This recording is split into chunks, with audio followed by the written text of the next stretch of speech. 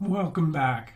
So, we spent the last few episodes talking about intervals as well as dialing in our training and knowing our zones. What I wanted to do today is help an athlete who is new to interval training, specifically tempo and red zone training, dial in those efforts.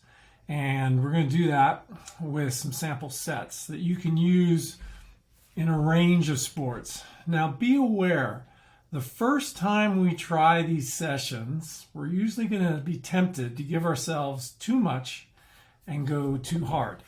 So what we're doing the first few times we do these workouts is teaching ourselves how to do the workouts. So if you go in with this learning attitude, I think it'll go a lot better for you than if you go in trying to crush it and crush yourself. We don't want to do that. We want it to be repeatable, and we want to give a small adaptation that our body's going to absorb and adapt to, and then we can do it again and kind of build on it over time.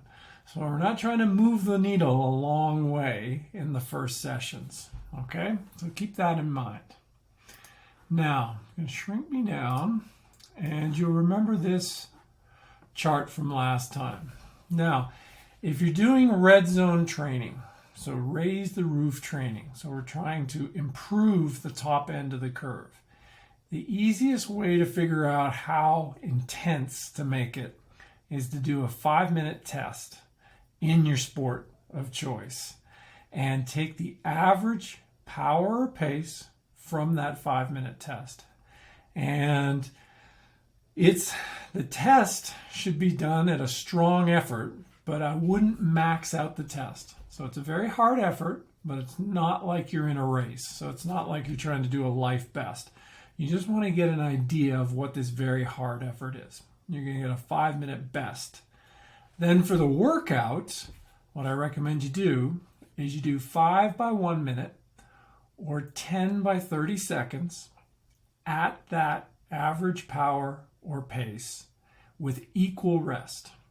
Okay, so the dose is going to be 5 minutes of work, and the rest is going to be equal.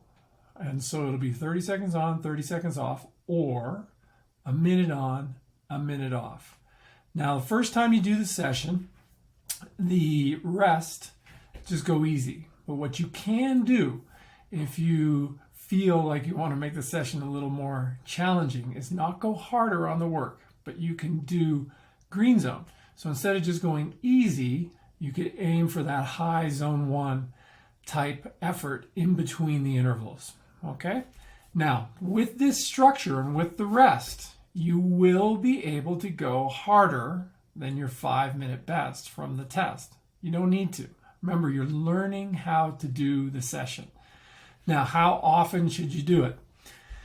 3 times, and you want to space it out 10 to 14 days. That's going to be just fine.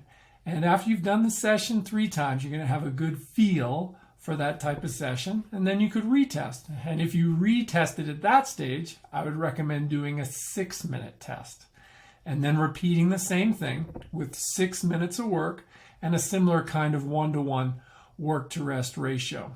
Now, by the time you've done that, so your first round and your second round, you probably will have tapped out the nature of this type of red zone training, and you can move on to another aspect of your fitness, maybe race preparation or some other aspect that needs work.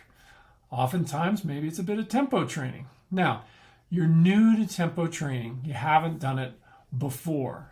It's going to feel different than you expect. So with tempo, there's not a lot of huffing. There's not a big burning sensation in the legs. It's just a 3 out of 5 effort. And your heart rate is going to respond relatively slowly because you're not going to be going hard. It might take a while for the heart rate to come up. That's okay. There's no rush to get the heart rate up.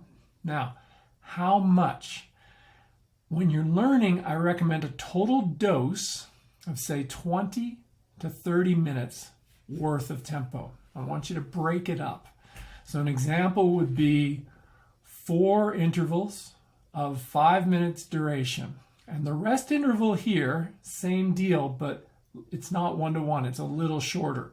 So you can go 2 to 5 minutes between the reps, and you're probably going to be okay. If you got the target right, you're probably going to be okay with 2 minutes, 2 or 3 minutes between the reps. And just aim for the feeling. There's 3 out of 5 feeling. And then over time, you can build up the total work that you do. Now, this type of training fits well at the end of a moderately long endurance session, or you can warm up, do your tempo, and be done, and then it would be a shorter session. So that's how you can kind of get rolling with these types of workouts. Ultimately, you could build up to an hour of this type of work. If you're going beyond an hour of this type of work, you may find you need to have longer rest periods between the blocks that you're doing. And the blocks can build up to 30 or 40 minutes. But typically, I'm using 12 to 15 minute blocks. Same deal with the recovery. When you first do it, you can do it just easy. And when you're more advanced, you can do green zone at the top of zone 1. So you can be bouncing between green zone and tempo.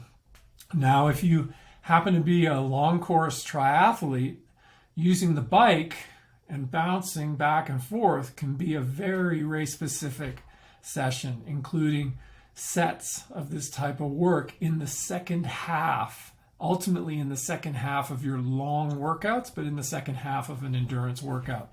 Great session. Remember, give yourself time to build into the zone, and know that you're probably going to be tempted to go too hard and give yourself too big a dose. So these guidelines are intended so you get the feel for the session. Now, we've got a bike chapter that's coming. It's going to have specific workouts for you, and you'll find specific workouts in our existing run chapter and swim chapter that you can use this type of training in your program to help you out. So thanks for listening. If you like stuff like this, subscribe to the YouTube channel, and I'll see you at the races. Thanks. Bye.